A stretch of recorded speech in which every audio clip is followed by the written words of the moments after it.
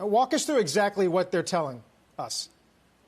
Sure. So, we've been digging around this story for a couple months now. And, I think basically for the past 4 years, Facebook has not wanted to do another repeat of 2016, which basically meant being caught off guard by the different types of activity on the platform, different foreign countries sort of meddling in American elections.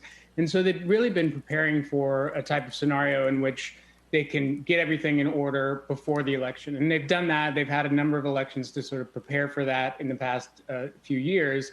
And so over the past few months, it's been, especially as President Trump has been making some comments around the Postal Service, around the legitimacy of the vote, they've started saying, well, okay, we're pretty prepared for the election. How do we get through the days afterwards, especially as it's becoming more clear that it's not going to be a one and done sort of election night, after election night it's over sort of thing, especially during the pandemic, especially during mail-in voting. It's probably going to take a few days or even weeks to sort of figure things out. So it's been a lot of just sort of contingency planning around the days and weeks afterwards. And the big question, as we stated in the article, is should political advertising, which is already a sort of hot button issue for Facebook, continue to exist at least in the weeks afterwards? And they're still debating that right now.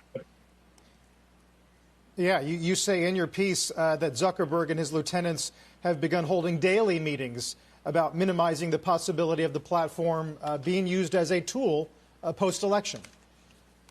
That's right. I mean, they clearly know or have clearly decided that, look, they don't want to be an arbiter of truth in terms of what politicians should be saying. Mark has made it clear that he doesn't want to get into,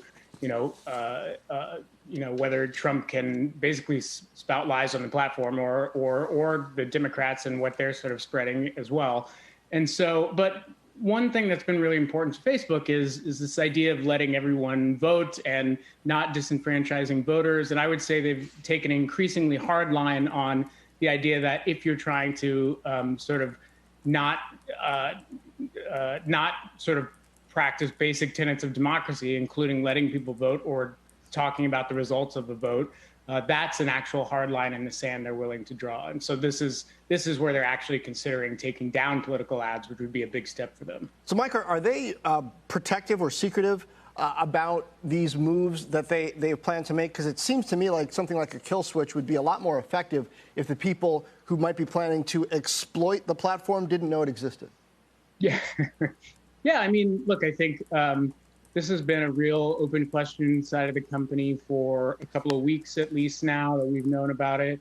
I think it's always sort of difficult because I think they do want to make clear to their they have good, frankly, open lines of communication with Democrats and Republicans and sort of talk to them regularly about what's going on. But I do think that President Trump sort of publicly bringing up ideas that could be seen as like just really shaking the core of how voting occurs, of how our democracy and participation from the republic sort of exists, has gotten them to really ask some existential questions and place priorities internally around what is important. And Zuckerberg himself is very, very aggressive on voting in being one of the highest priorities. They have this goal right now to register 4 million people to vote through Facebook, and that's what they've been pushing a lot.